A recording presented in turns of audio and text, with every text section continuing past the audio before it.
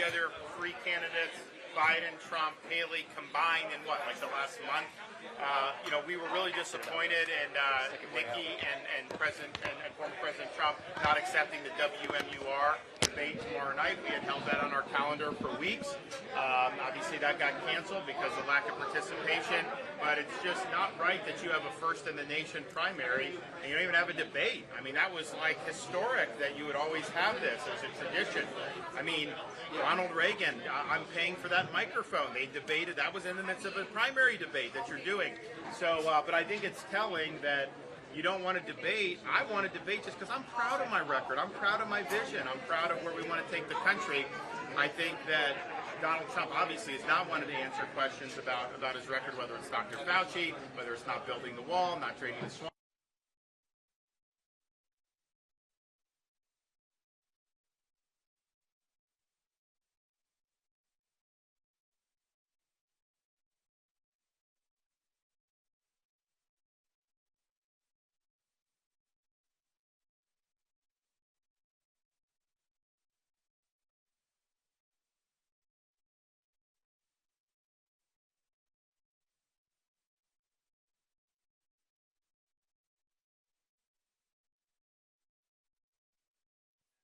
On Friday, and obviously be back through the primary day.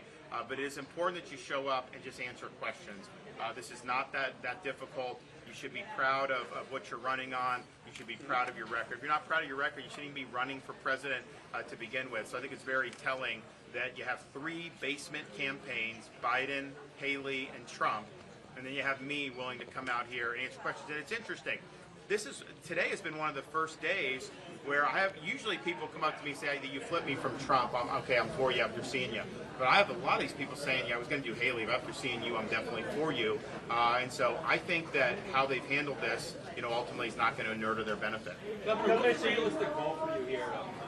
Delegates. I want to pick up delegates. Everyone that goes out and votes for me is going to help me get delegates.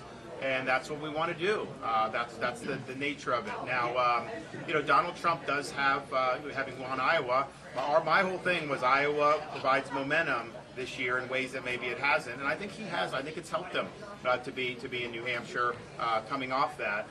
But at the same time, you had half of Iowa that voted for somebody else, so there's clearly a desire for an alternative.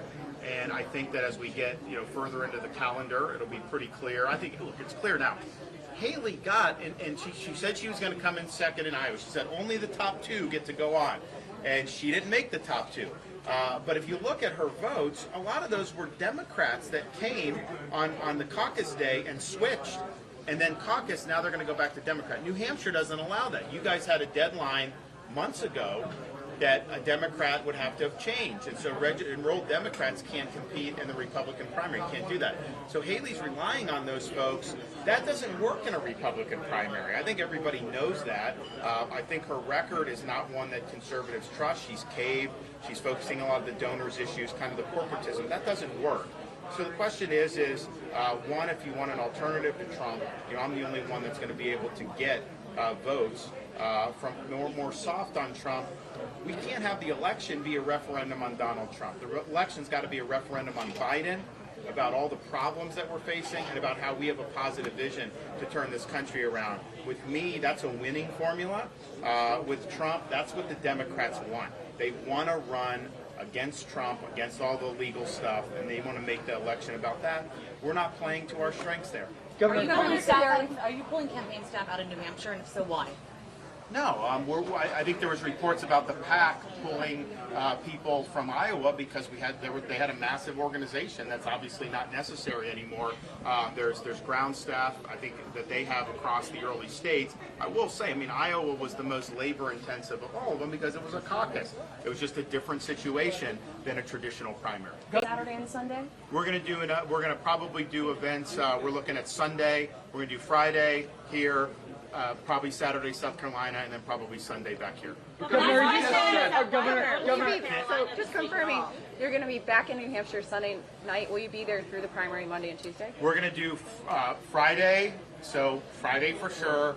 Saturday, South Carolina. Sunday we'll be back here, and I would imagine most likely, but we haven't necessarily scheduled and we want to see kind of what our options are to be able to do. But I guarantee you, we will just on Friday, we will take more questions from people here in New Hampshire than all the other candidates will have done this whole week combined.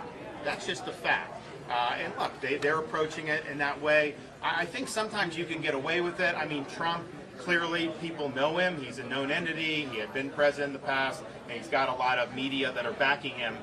Haley, though, she was kind of propped up by a lot of media. Now she's coming under scrutiny, and instead of just facing the music, she's cutting and running and trying to not answer questions. I don't think that ever actually works.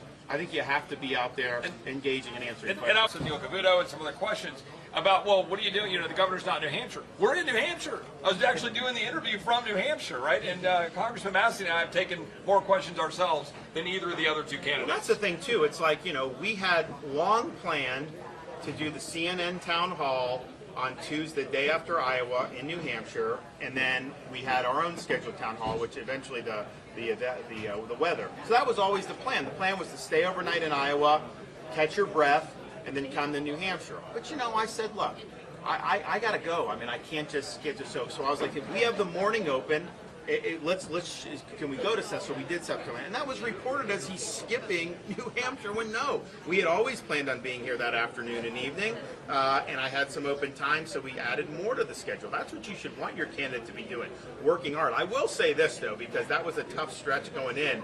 By the time I walked out on that stage last night for CNN, I mean, it was adrenaline, and I was like, all right, we got to get through this. So we got through it, and it was good. It was great.